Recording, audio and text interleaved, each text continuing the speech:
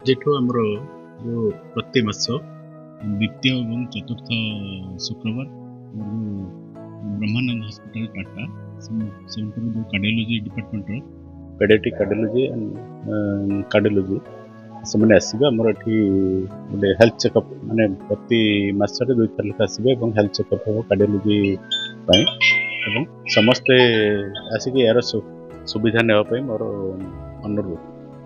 हृदरोगी आसिला खुशी खबर। हृदरोग चिकित्सा निमंते रोगी को आउ जिला किंबा राज्य बाहर को जीवाकू पड़िबो नाही। हृदरोगर चिकित्सा निमंते बारिपदा स्थित पीआरएम हॉस्पिटल ले हृदरोग ओपीडी खोला जाइछि। झारखंड जामशेदपुर स्थित ब्रह्मानंद नारायण मल्ली स्पेशालिटी हॉस्पिटल सहित जिला स्वास्थ्य विभाग मिलित प्रयास रे यह जिले में आरंभ होइछि। हॉस्पिटल परिसर रे नूतन हृदरोग ओपीडी को जिला चिकित्सा अधिकारी डॉक्टर विजय कुमार दास शुभारंभ करछंती। उद्घाटन समय ब्रह्मानंद नारायण मल्ली स्पेशालिटी हॉस्पिटल रो वरिष्ठ हृदरोग विशेषज्ञ डॉक्टर अजय कुमार अग्रवाल और शिशु हृदरोग विशेषज्ञ डॉक्टर अन्वेषा मुखर्जी प्रमुख उपस्थित थिले। ओपीडी रे प्रति मास द्वितीय और चतुर्थ शुक्रवार रे शिशु और वयस्कों हृदरोग चिकित्सा करा जिवो। मागणारे स्वास्थ्य जांच करी डाक्तरों परामर्श क्रमे चिकित्सा करा जिवो।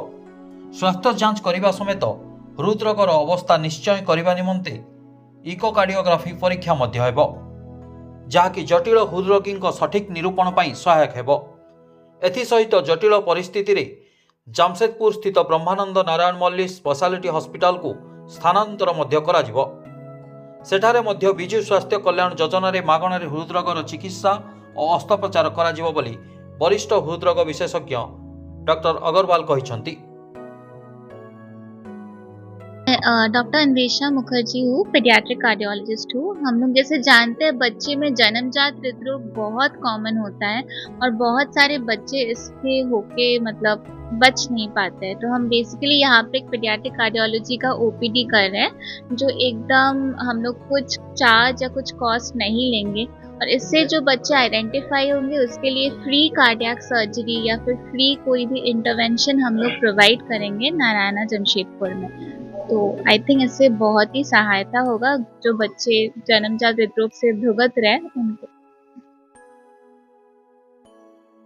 Ajay Kumar Agarwal, senior interventional cardiologist, Brahma Narayan multi speciality hospital Jamshedpur. जैसा पता है हार्ट अटैक बहुत ही इम्पोर्टेंट आजकल कारण हो गया मृत्यु का, और हार्ट का टाइम पे इलाज नहीं मिलने से परेशानी बहुत ज़्यादा बढ़ जाता है या डेथ हो जाता है या हार्ट कमज़ोर हो जाता है।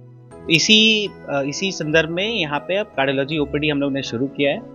इसमें जो ट्रीटमेंट पेशेंट को यहाँ पे ओपीडी रहेगा, फ्री रहेगा, और यहाँ से जो हमारे हॉस्पिटल नारायणा जमशेदपुर में ट्रीटमेंट होगा वो भी अंडर BSKY और RBSK कवर्ड रहेगा।